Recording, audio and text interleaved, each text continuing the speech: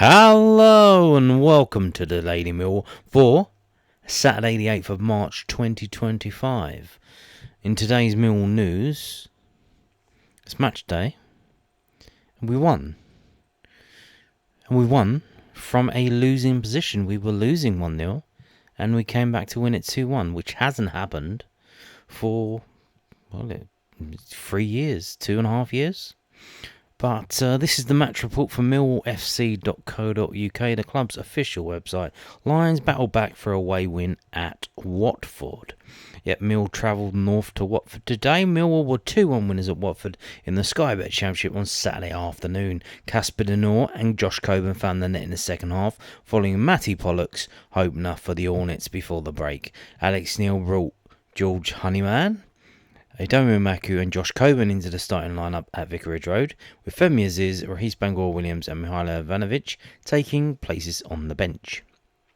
The game kicked off bathed in sunshine, with Watford having the majority of the possession, but the most they could muster inside the opening 10 minutes was a strike from outside the penalty area by Edu Kayembe, which failed to trouble Lucas Jensen. Georgi Chekvadze, however, made the Dane work 5 minutes later as his effort was pushed away and then cleared by Joe Bryan, with the Lions then taking hold of the ball and driving upfield through Honeyman and Billy Mitchell, forcing 2 corner kicks in quick succession, the latter being headed towards goal by Jake Cooper but claimed by Egil Selvik. Honeyman then won possession high up the pitch and advanced into the area on 22 minutes, but his cutback to Coburn meant the striker's attempt was blocked. Imran Loser curled wide at the other end, while Musa Sissoko had a couple of bites at the cherry to beat Jensen on the half-hour mark, as the goalkeeper firstly stopped an attempt whilst on the floor before tipping one wide. But from the resulting corner, the Hornets were able to nod themselves in front as Pollock was allowed the freedom of the 6-yard box to head home. 8 minutes into the second half, the Lions were able to muster a chance through Maku's persistence. He won a free kick, which Bryan curled around the wall, but into the side netting. With 59 minutes on the clock, however, Millwall were level. More persistence from Maku saw the Irishman bundle his way to the byline, and as he crossed, De Norre was situated well to guide a strike into the back of the net for the equaliser. The Lions then had the chance to go in front as the Belgian won the ball back on the edge of the penalty area, but his pass to Coburn was too wide and sent the Middlesbrough into a position which meant his cross was blocked behind. Cooper nodding wide from the corner that followed.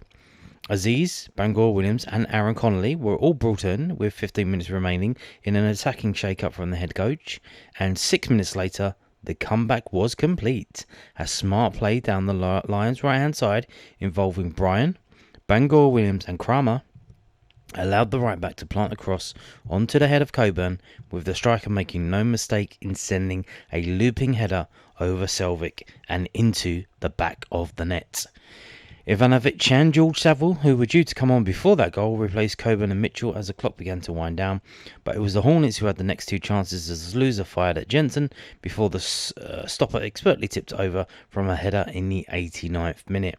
Ivanovic robbed Watford of possession and sent Connolly away in the final moments of stoppage time, but his strike was tipped wide by Selvik in the final action of a good afternoon for Millwall. And the match stats, Cundall got booked, Gavin Mauld was the ref, and 2,104 Millwall fans in a crowd of 20,031. The Millwall team was as follows: Jensen, Kramer, Tanganga, Cooper, Bryan, De Norre, Mitchell, Honeyman, Cundall, Emaku, Coburn. The substitutes were Connolly, Aziz, Wintle, Saville, Ivanovic, Bangor-Williams, George Evans, the under-21 goalkeeper, Harding, Sturge, and the subs that came on: Bangor-Williams on for De Norre in the 74th minute, Saville on for Mitchell in the 84th minute, Connolly on for Cundall in the 74th minute, Aziz on for Emaku in the 75th minute, and Ivanovic on for Coburn in the 83rd minute. So there you go. I mean, now this match report sounds absolutely brilliant in terms of that first half, but I'm afraid this doesn't really convey the way we were playing. We're absolutely awful in that first half. And it's hard to put your finger on what it was. We weren't particularly, not that we were passing it back. I think we just positionally we weren't in the right shape. Maybe something like that. I don't know. Maybe they just they matched up better to us, but then obviously changes came at half time, and we were a hell of a lot better, and we went on to them. So maybe they sat back at the second half because we are one of the lowest scoring teams in the league, so maybe they figured, well, 1-0. Well, if we're good defending, maybe we can get away with it, and they didn't. They didn't get away with it. Another thing as well, this hasn't been mentioned by anybody. I don't know if you know this, but at the moment it is Ramadan Ding Dong, and I don't know if they are or they aren't, but a lot of Watford players are, to use a phrase, black Africans, and I don't know if they are Muslims. Some are Muslims, some from like Senegal, Mali, places like that, parts of Nigeria as well. They are, that's Muslim areas. So I don't know if, they kind of faded in that second half because they can't drink or eat until the sun goes down, much like Gremlins. Have you seen that film? So yeah, I don't know. Maybe that was the thing, huh? Maybe that was the thing. Now moving on to this, some photos from that game. Millwall 2-1 winners at Watford in the Sky Bet Championship on Saturday afternoon. Take a look at the best of the action below as Casper Denor and Josh Coburn found the net at Vicarage Road. There's Crammer there. George Honeyman. Now, again, when the team was announced, I'm scratching my head. I'm going, come on, man. Because the picture they used was a Maku. And you see him, you go down the list to see who's playing. Maku's playing. That's good because he was brilliant in the game when he came on the other day. And then you see Honeyman and you go, oh. But then you see Mitchell and Denor and you're going, what formation are we playing? How are we playing? Like, what's going on? But for what he does, like, he's dog shit when he gets on the ball. Like, he can't pass it well. But in terms of harassing and attacking other players, running them down, he's does that pretty well, to be honest. And he did it okay in today's game. Coburn as well getting a lot of stick, and luckily for him, as was mentioned in the match report, Ivanovic was stripped down and ready to come on. I don't know if Coburn saw that, but luckily he scored that goal just before that happened, because otherwise he'll be getting a lot of stick today because he didn't score. If he wouldn't have scored, it would have been a lot of fans on his back.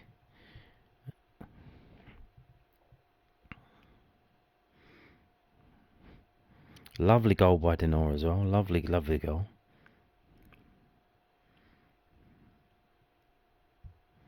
That's the header there. That went in. There you go. Hey-o. And they're all watching it go in. Fantastic stuff. Yep, he loves it. So, now we do this. Here are the rest of the results from the weekend's football in the Championship. Norwich 1, Oxford 1. That was a Friday night game. So Norwich dropping points. Coventry 3, Stoke 2. Burnley 4, Luton 0. Bristol City 1, Hull 1.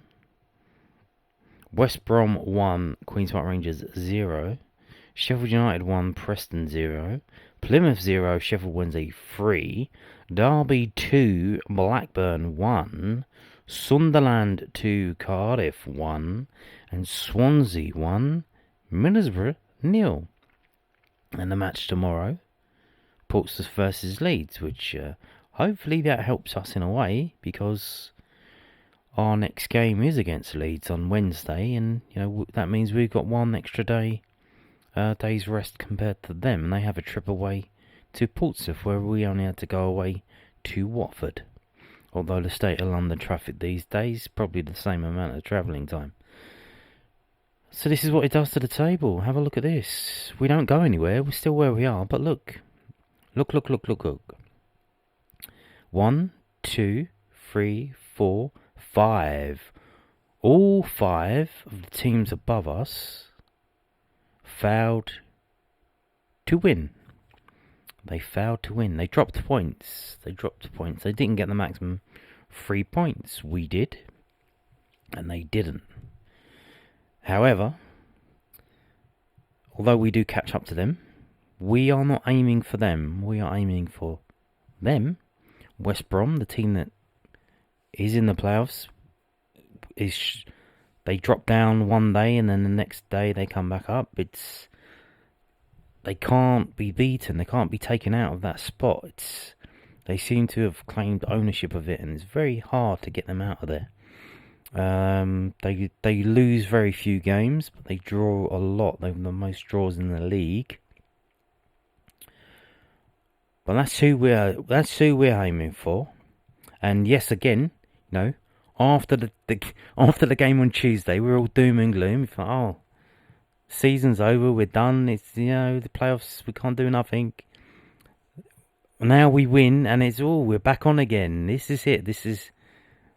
Hey, the playoff roller coaster. We're back in it. Hey, but then, so we're down on Tuesday against Bristol City. We're back up now against Watford, and on Wednesday, if we lose to Leeds, it's gonna be this.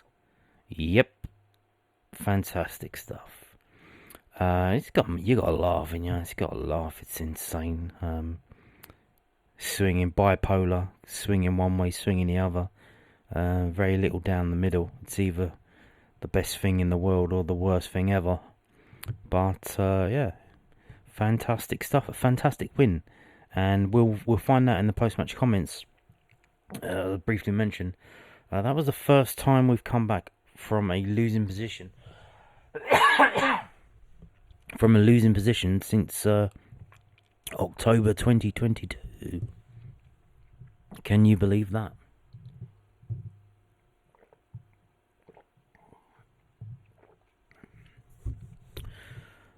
So, while we're here looking at the table, shall we go to the midweek games? There's a full round of midweek games. So, what do we got? Burnley versus West Brom. So, that is a chance for West Brom to drop some points so we can catch up to them. Who else have we got? Middlesbrough versus Queen's Park Rangers. I'll probably see Middlesbrough winning that game. Norwich versus Sheffield Wednesday. That is a tough game for Norwich because Sheffield Wednesday, they are in our position. They are on the same amount of points as us.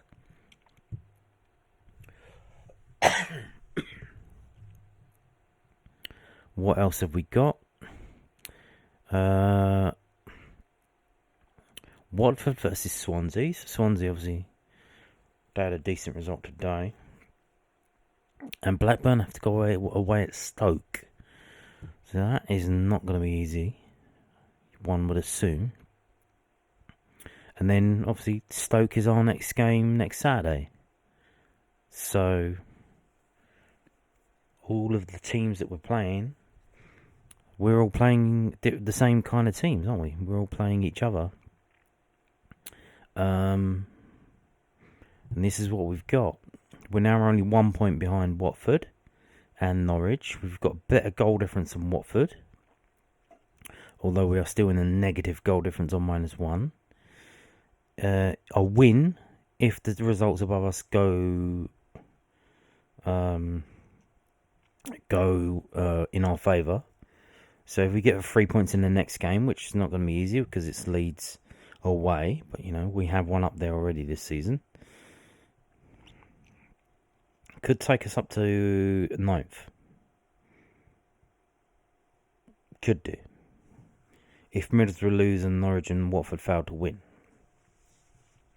And I guess that's what you kind of want, because we did have that was a very good result today. A very, very good result. But then you look at the table and you think, well, we're still 12th. and there's still a 7-point gap to the playoffs. We've caught up on all of these teams, but the gap to West Brom is still there. And what you want is you want to get on a roll, and so if we climb up to here, and the players can look at the table, the fans can look at the table, and we can start to think, we might actually do something here. This might be the miracle that we need. 10 games left now. So we need 8 wins from 10 games. Why not?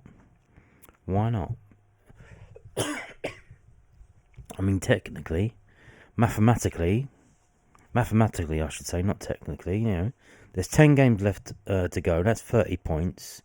So if we won all of our remaining games, we get to 78 points, which is enough at the moment to win the league.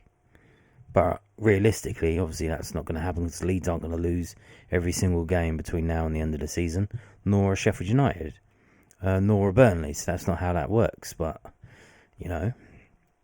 if you win games, you will climb up the table, much like what Coventry have done.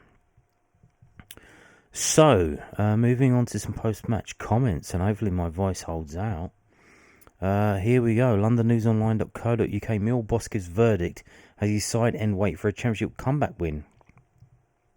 Alex Neil was delighted with Mill's second half response. They secured a first comeback win in the championship since October 2022. Goals from Casper Noor and Josh Coburn cancelled out Matty Pollock's first half opener as the Lions sealed a 2-1 win at Vicarage Road today. Pollock had given the home side the lead in the first half. He broke free from Jake Cuban and had the simple task of heading past Lucas Jensen. The Hornets had chances to double their lead, but failed to find that second goal before the break. That came back to haunt them as Mill staged an impressive fight back after their 2-0 defeat to Bristol City on Tuesday night. Dinor equalised with a fine finish after being set up by Edomu Maku's cutback. That moment changed the game as the momentum swung to the Lions.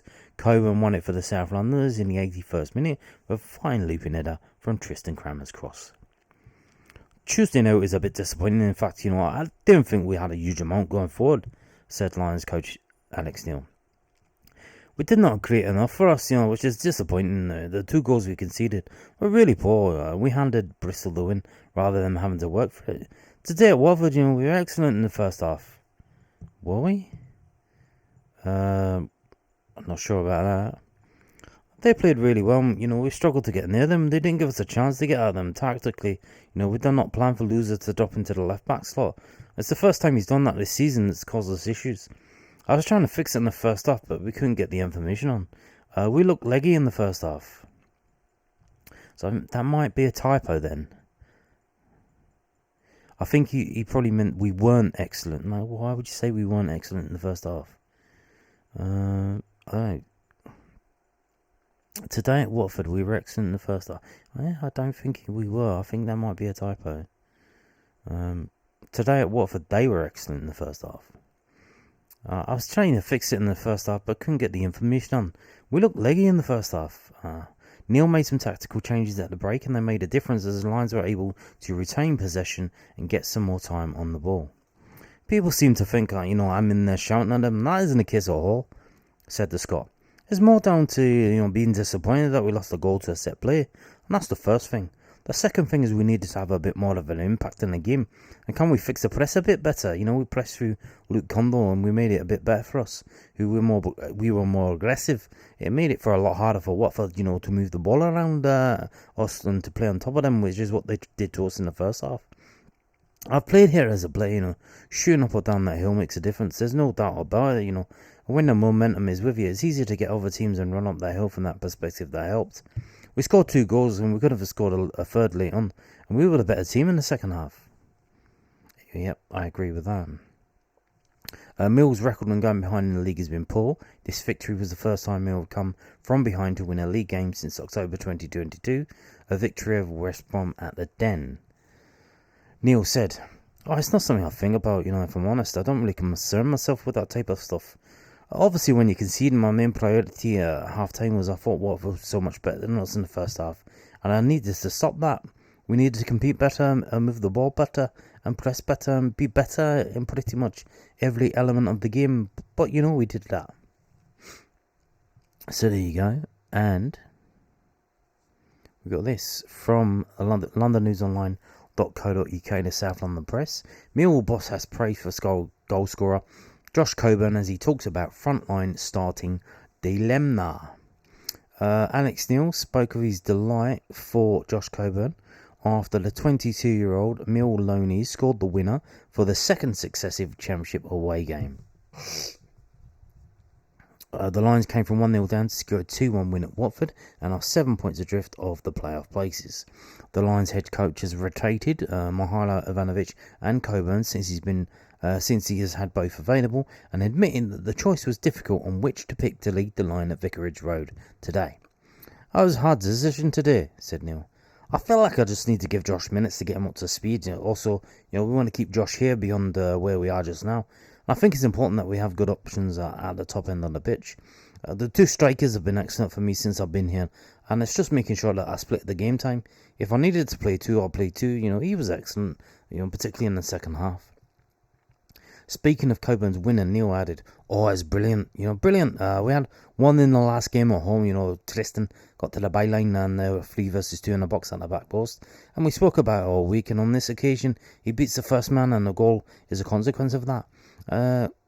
Coburn's decisive goal came after Casper Dino had equalised for Millwall, who were very much second best in the first half and were fortunate not to find themselves further behind.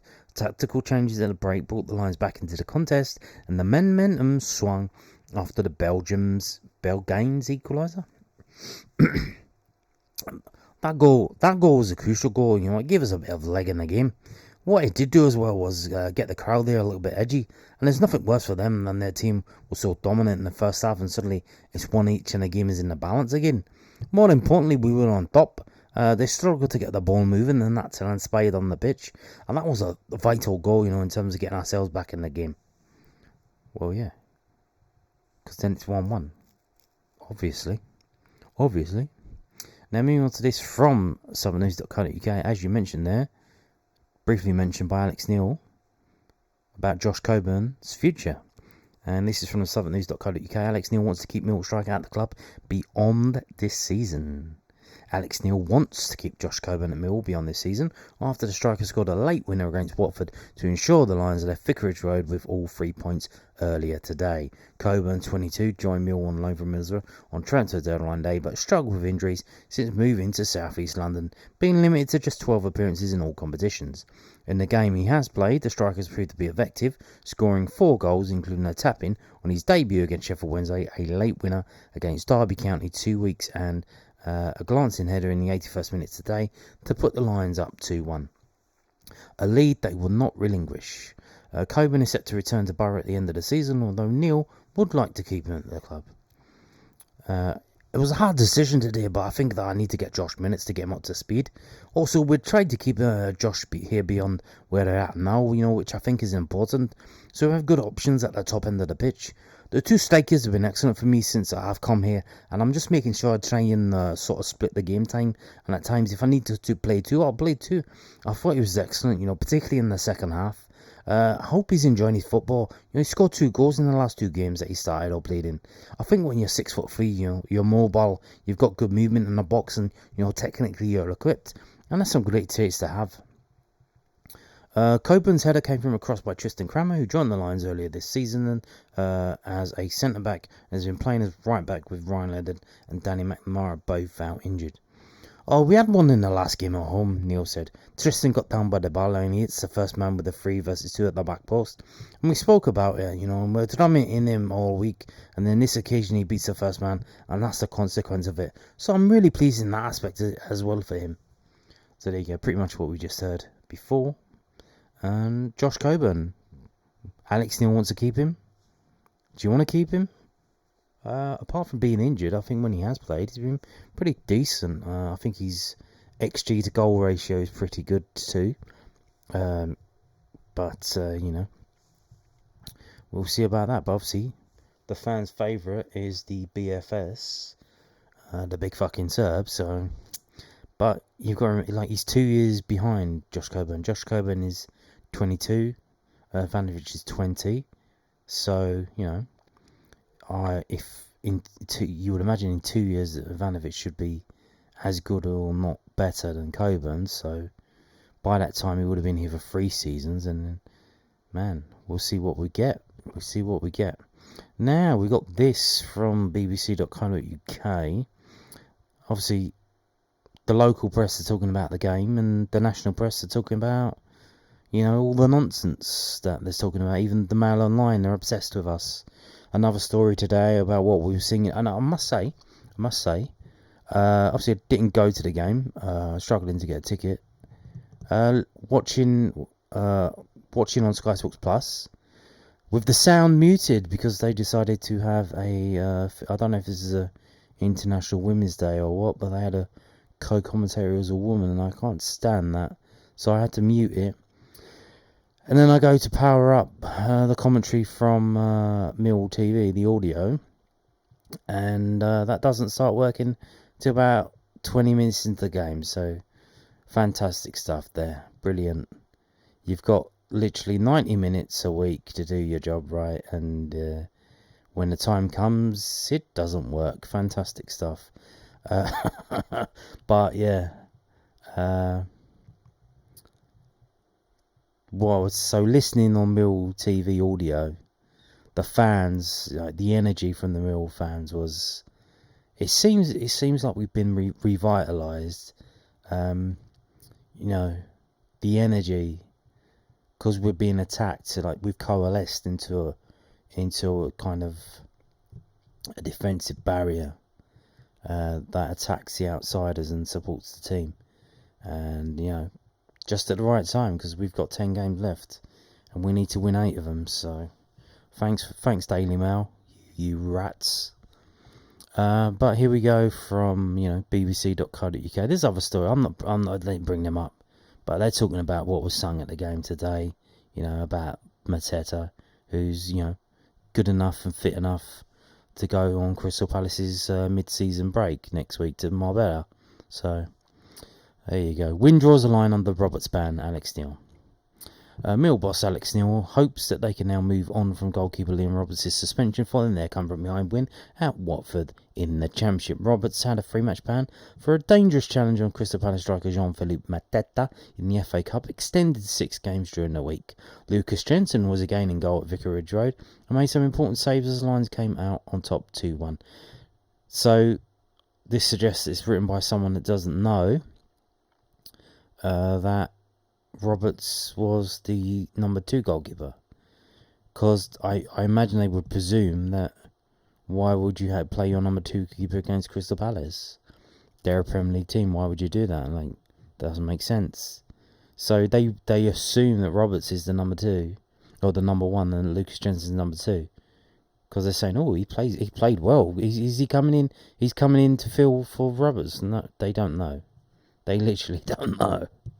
They don't know. I think we can now draw a line on the Liam stuff, Neil said. Liam's made a bad decision. He's mistimed the challenge. I think that's been tried by media at that point afterwards, which we're not in control of.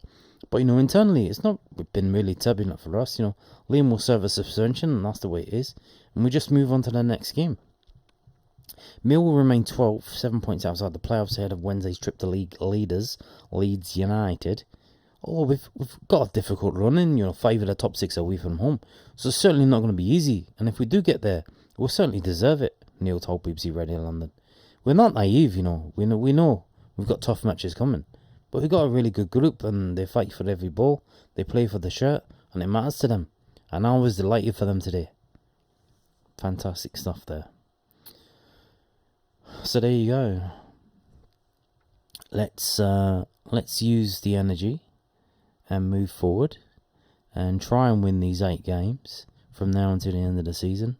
Let's try and get into these playoffs. And if we do, we do. And if we don't, we don't. But at least we're in a good position for next season. And on that note, thank you for watching, and goodbye.